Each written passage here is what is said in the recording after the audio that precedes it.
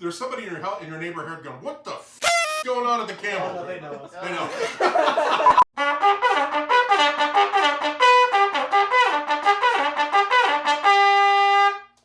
Detail, halt!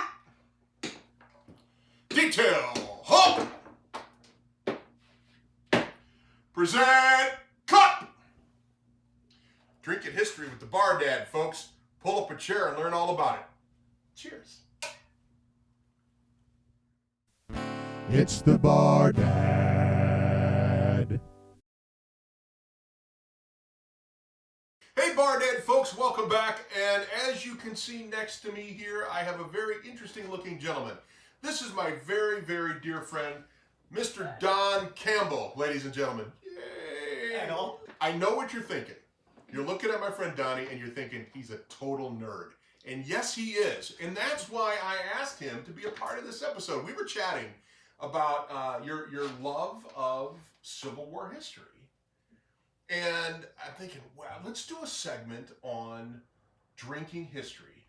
See what we did there? With the Bar Dad. And we'll start with the Civil War. So Donnie, how did you get into all of this? Well, I've always been interested in history in general. And about 17 years ago, there was a reenactment near the house here. And I went over just to see what was going on. And I got talking to one of the guys and told them that I thought that was pretty interesting. And they said, well, do you want to go out on the field? And I'm like, well, I don't have anything. And they said, we'll set you up. And so they gave me a little hat and so he drove by in a van and offered you some Civil War candy and you get in the van. I got in and the you're van. like, sure. They showed me how to use the musket and put me out on the field that day, and I've been hooked ever since. So, Wow. yeah. So you are a Union soldier. I'm a Union soldier. I represent a member of the 47th New York Volunteer Infantry, Company K. Your accent's a little muddled. It's a little bit, but Okay. it's okay. I'm still a Yankee. And I'm part of a full-time Union reenacting group. So I'm always a Northern soldier when we do reenacting here in Florida. Because most of the units in Florida are obviously are Confederate units. They're Southern units, right? So somebody has to play the Union soldier to get shot at. So that's my group's job. I'm a corporal in the 47th, and we are an infantry unit, which means we're the marching units. We're the ones who walk from place to place to place. You can tell that because my pants are just plain blue. If I had a yellow stripe on my pants, I would be cavalry. If I had a red stripe on my pants, I would be artillery, so cannons and that kind of And stuff. if you had a brown stripe, you'd be embarrassed. Sorry to break this up, because the brown didn't exist. And those are the engineers. Oh, sucks to be an engineer. Yeah.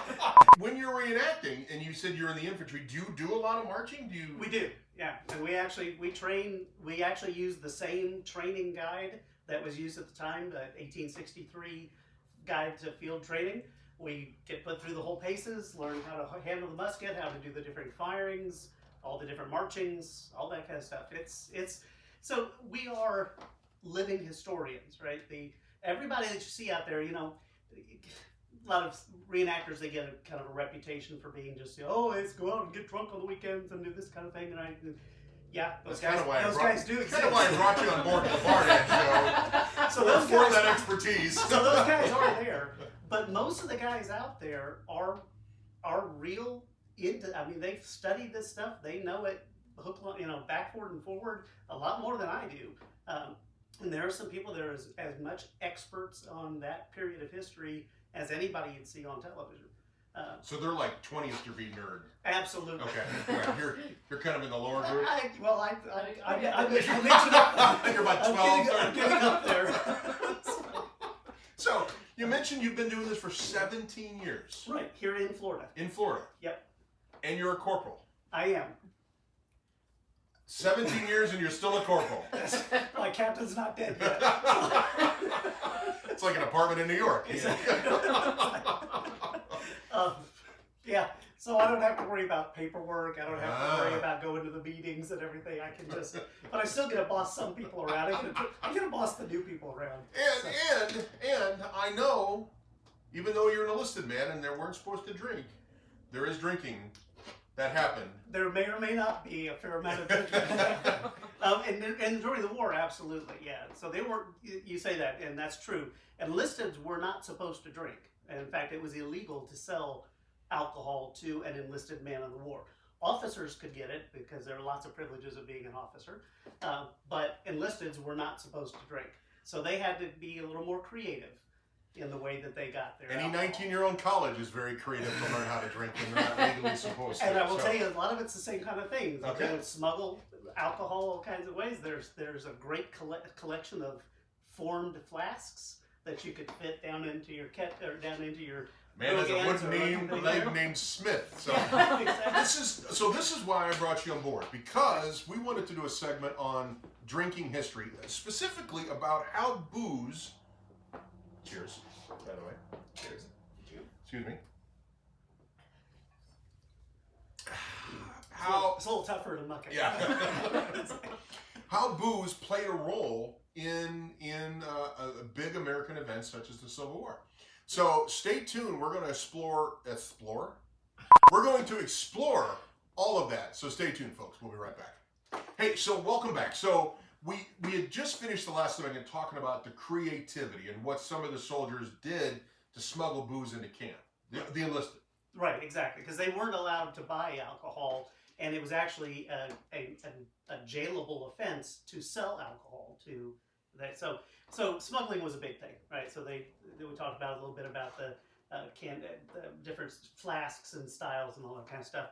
Another way they would get it, though, is like just there's like bras right now that women can smuggle booze in the stadiums because it's like they're really an A cup, but it's like a double D and it's full of Jim Beam. So now you say that, and actually during the Civil War, it was very common for a woman under her petticoats to carry it down, to carry flasks down on their legs, down into their boots, which is where the term bootlegging actually came from. Really? Seriously. So the ladies that are smuggling booze in their boobs. They seriously did that as well at the time. They're like That's nothing living new. history. They are new. That is nothing new. Absolutely not. Fascinating. Right.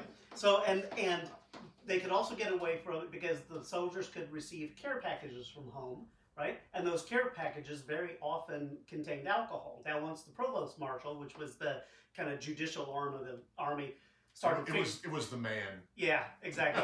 Once they figured out that that's how this alcohol was going in, they started inspecting all the packages, but the people from home were getting more creative as well. So a very popular thing was to have a freshly baked loaf of bread that was hollowed out on the bottom, just about the size for a pint of whiskey to be hidden in the bottom of that bread. This also works well for the cruise ship industry, It by does.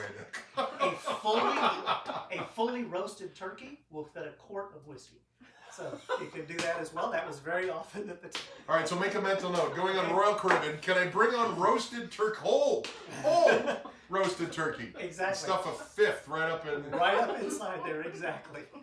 And then once it got into camp, you couldn't have it out in the open, so they would find creative ways to hide the whiskey. So there's a story. General Burnside was one of the generals of the Union Army. And early in the war, he had a group of soldiers who were sent out on guard duty out to surround the army. It's called picket duty.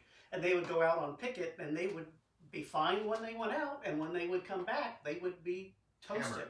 Absolutely, right? And they kept trying to figure out what was going on. They would check their canteens, they would check them for flasks, all that kind of stuff, until somebody finally noticed that they were holding their muskets particularly straight when they went out on duty. And they checked the muskets. And what the soldiers were doing was filling the barrel of their muskets with whiskey, which, by the way, I figured this out. It holds about 1 quart of whiskey in the barrel of your musket. And they would go out with their muskets full and empty when they came back. Seasoned with gunpowder, so that. Which made it even more potent. Give him kind of bang. Where's my horn? Yeah. Moving on. So that's how they could be creative. Those were ways they were creative in getting these things. Now, the part of the army that was allowed to have whiskey, besides the officers could buy it, was the medical department. And so there was a lot of whiskey in the camps anyway, but in the medical department. One of the most favorite guard duties, of course, was guarding the medical supply of whiskey. I do that. Yeah. So, and there's another creative use for the rifle was that they had a unit in Pennsylvania was actually arrested because they were taking the barrels off of their guns and removing the breech plug, the thing that blocks the end of it, and now they have a 3-foot straw. And they would stick it through the tent into the barrels of whiskey and suck the barrels of whiskey. Right? You know, let's raise a glass to the men of the Union Army because y'all were hosses is what you were. Drunkenness was a real problem in the Army. I read somewhere that the average man in the Union Army, or at that time, would put down like 2/5 of whiskey a week. Right. Like two of these a week. And this was, and they were the sober ones.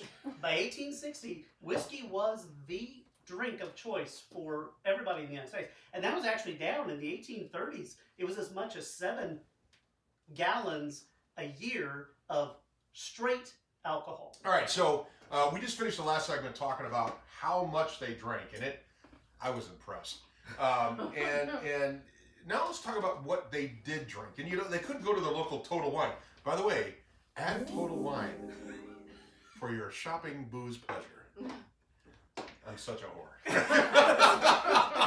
Far and away, whiskey. Whiskey was the #1 drink, not only just among the soldiers, but among the country as a whole. Okay, but whiskey is pretty general. It is. So they would have been grain whiskeys. Okay. So because, especially in the South, that was a very farmer, agrarian society, right? So, I was trying to, That's farmer, all your barhead folks. I was bringing the nerd level down just a hair. So, keep working at it. It was an agrarian society. So there was lots of grain. So Okay. lots of rye, lots of barley, lots of corn. And so the whiskeys at the time would be what we would call moonshine today, because where we cut our whiskeys and a standard whiskey somewhere around 80 proof, the stuff that they were drinking was straight distilled whiskeys. So and they didn't want to wait 12 to 18 years to get it. They would have drank it like if they were right getting out of the good stuff, they were getting 130 proof. So good wasn't smooth. Good was strong. Good was strong. But that actually became a thing with the whiskeys of the time because, as you started to say there, you couldn't wait for it to be aged. So people were coming up with shortcuts to make the whiskey be what the whiskey needed to be, right? So you would have a fresh distilled liquor is clear, right? So this is moonshine. That's somewhere around 130 proof, right? Okay. Now, I believe this is the first time we've tried. Disclaimer: this is real. Yeah. Now, it's not. It's not this stuff. This is the real thing. Made by those who do we not talk about. I don't even know who they are. I have no idea. I don't even know Exactly. why this even showed up. But anyway, Right. so talk about. So this is the good stuff. This right? is the good stuff. Okay. Okay. But you couldn't. The people who were making this stuff for the soldiers were not giving you the good stuff, right? They give you the rot gut. They gave you rot gut, and that rot gut is because they would add things to this to stretch it out to make it last. So first thing they would do is they would cut it with water, Yeah. right? But they still wanted the soldiers to think they were getting good, strong whiskey. So Now, of course, everything at Total Wine is nothing but premium stock. So they would put things in it to make it look and taste like what the soldiers might be expected. So you would put chewing tobacco in it, and that would give you the amber tint of a whiskey, right? Yum. Yum. They would also want to make sure it had that bite to it. So very commonly it would have turpentine or strychnine or potash or some other additive to it to make it feel like it was something real. And that's where the term rot gut came from, because of what it would do to your gut. innards. Absolutely. So they drank rot gut. And all the whiskey. brown stripes. And the brown stripes, exactly. So this is 130 proof corn shine. Mm-hmm. This is the good stuff. So it's very clean to me. It's very clean smelling. Let me smell yours. It is. It's two different. It has a very sweet taste to it, a very sweet Yeah, nose. yeah, right? it does. And you can definitely actually get just the essence of the corn. Yes. So now a moonshine, if you make an apple moonshine, right? When you first distill it, it doesn't taste like apples. So But it has that feel to it. If you watch the gin episode, we make it with Everclear, which I believe is a grain-based. It's actually a sugar wash. Sugar That's how they wash. get the Okay, alcohol so high. It has a cleaner smell than this because it doesn't have. I called it, I think in that episode, like an oily, kind of corn oily smell, where this one was a little cleaner. Right. But this is fantastic, and if you've ever get a chance to try it, #warning, be careful. This is some mighty powerful stuff. Yeah. Watch the booze yoga. It'll help you take a first sip without having your esophageal passage burn off. Ripped out. And any brown stripes on the pants, right? So they can just become engineers. They'll be fine. So we're gonna try it. So cheers, my brother. Cheers. Okay, going in. See, I find this amazingly smooth. There's a little burn, but it's not a sharp burn like you would get with some maybe 8 to 10 year whiskeys. You know, so a good moonshine or a good grain whiskey, like they would have had available to them at the time. A good grain whiskey, that sweetness from the corn takes the bite out of it, and you do get a very smooth. Yeah, right. I mean, it is clean. There's flavor. You know, it's not overpowering, and you're right. There is a little edge of sweetness in it that does take off the edge. Right. But it is 130 proof. So again, I do encourage you to try things. Please drink responsibly always. Absolutely in moderation. This stuff is it's tight. God, that's good. God, that's good. So at the beginning of the war, they were drinking whiskeys, and through the war, when you were trying to sell whiskeys to a guy, to one of the enlisted soldiers, you had to be very careful about the whiskey you were drinking because it wasn't always good for you whiskey. But there wasn't much beer at the beginning of the war. Beer was not very popular in early 1860s, right? Beer came over with the German immigrants, and represent a little bit here. Thank you, Mom. Drunkenness in the Army was a huge problem. In February of 1862, General George McClellan, who was at that time in charge of all the Army, wrote in his journal that if he could eliminate drunkenness, it would be the same as adding 50,000 men to the Army. So there was a big push for temperance, and temperance was stop drinking alcohol.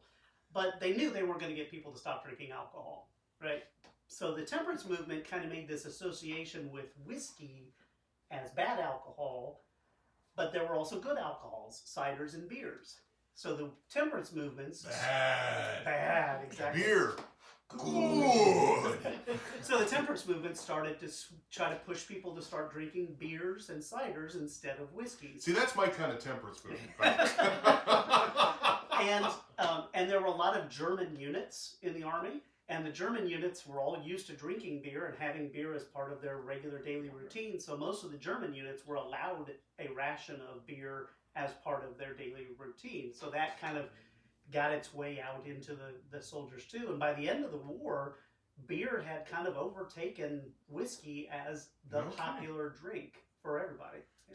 So we talk about drinking history. That's a major moment in American booze history. It is. Yeah. That the sentiment that goes from whiskey being the #1 drink and it transitioning to beer. Right. Was because that period of 1860s. Because the temperance passionate people said, don't drink whiskey, drink beer. Yeah, so they didn't understand that alcohol's alcohol, right? I want to get one of those posters. You know, stop public drunkenness, drink more beer. I want that for my bar back then. By the way, speaking of bar, can you just take a moment to appreciate my buddy Don's bar here? It looks like Indiana Jones threw up all over it, doesn't it? I mean, it is fantastic. So I appreciate you letting us borrow your house. Absolutely. Welcome to the pub. All right, so great quick introduction on moonshine. When we come back, we're going to talk about some of the things that they did to make some of this rot gut palatable. And we'll be right back. And we're back. Okay. Man, this moonshine is great. You know, it could really use an olive. Oh, thank you. Drinking history with the Bard ad, take 49.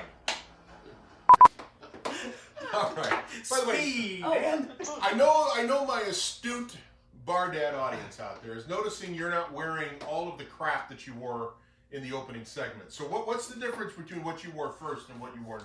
so before I was dressed for battle, I mean that was my formal uniform. This is a duty uniform. So I would use this when I am doing work around camp or it's a little more informal kind of setup. He said duty. I knew that was coming. Yeah. So this is your cash. This is cash. This is like Casual Friday in the military. Exactly.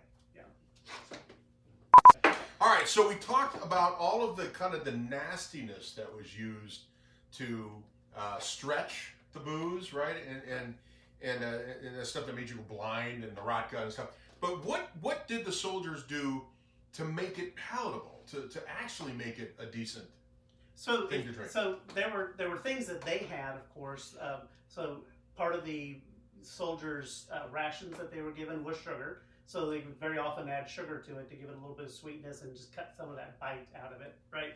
And of course, you're on the march. And when you're on the march, you're getting just whatever you've got. So in Virginia and the Carolinas, you've got apples, you've got peaches, you've got just whatever Just you can throw all find. that stuff in there. Exactly. Here in the South, they actually would grind up chicory or peanuts and put it in there. And the peanut especially would give it just kind of a smoother sort of taste. And yes, as a matter of fact, peanut whiskey is one of the big things today, but guess what? It isn't new. An artificial color. Yeah. So turpentine and tobacco. And chewing tobacco. Chewing tobacco, okay. Right. If you wanted to get color, so this is moonshine here that's been made to look like whiskey, but this is a way to do this is you have some oak pieces in here and you char the oak and you put it in here and you just carry it around with you for a while. And it will give you that color, and over time, it would actually age the whiskey the same as if you were to put it into an oak barrel. So, feel free.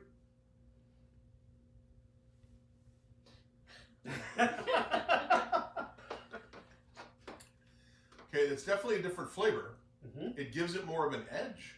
It does.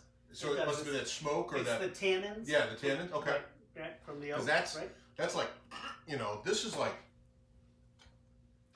This is like, Right, but this made it feel more like a like whiskey. like traditional brown. to brown an liquor. aged liquor, exactly. One of the things that's popular today is watermelon shine, right? So watermelon in your whiskey at the Or time. watermelon sugar. Yep. Sure, I'm an old guy. I'm like, isn't that a Justin Timberlake thing? Harry Styles. Harry Styles. I don't know. Watermelon sugar. They all look alike. Yeah. Harry Styles, Justin. Cheers. I'll drink to that. By the way, let's go back. Linda Ronstadt was really hot, wasn't she? In '77, She she was smoking hot. Smoking hot. Just dated herself. All right, cheers one more time. Right? Woo. All right. Okay, we're good. I have Ronstadt vapors is what I have right now. Exactly.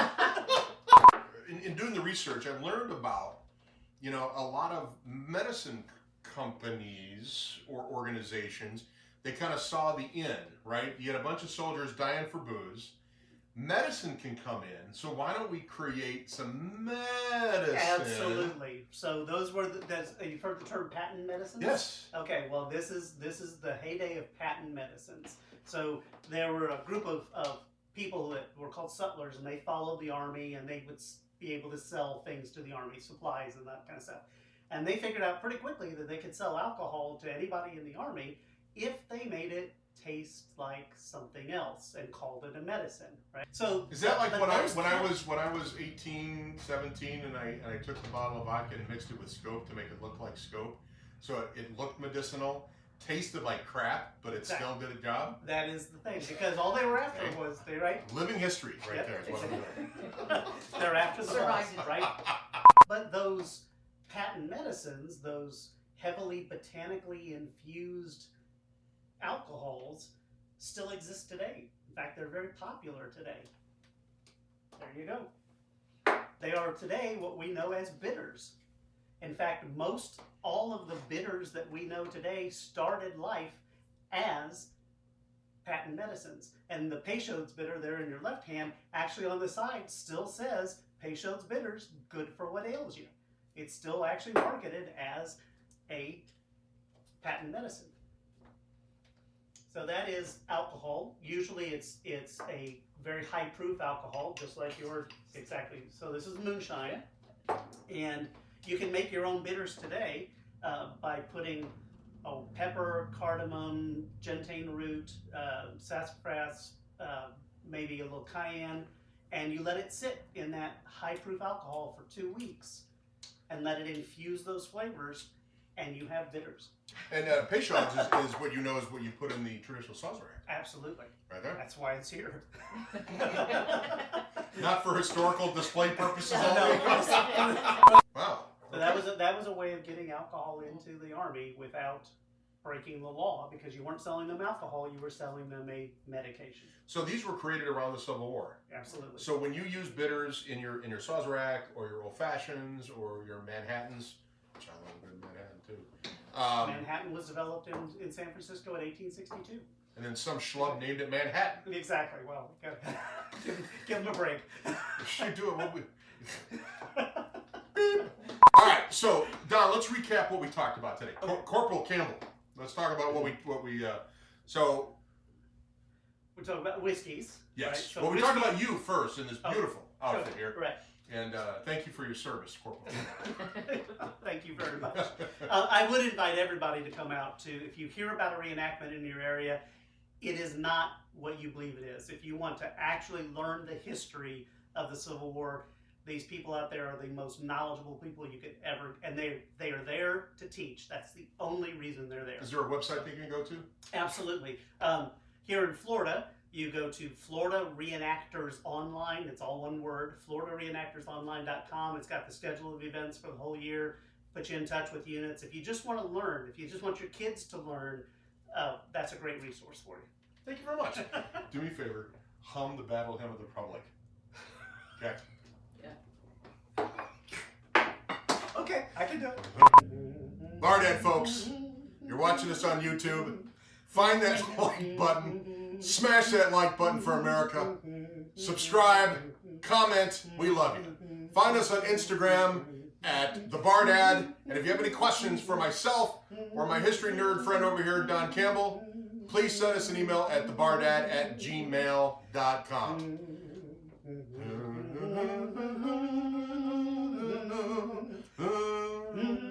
All right, folks, till next time, keep your friends close. And your muskets closer. Cheers. Keep your friends close and your scotch closer. It's the Bardad.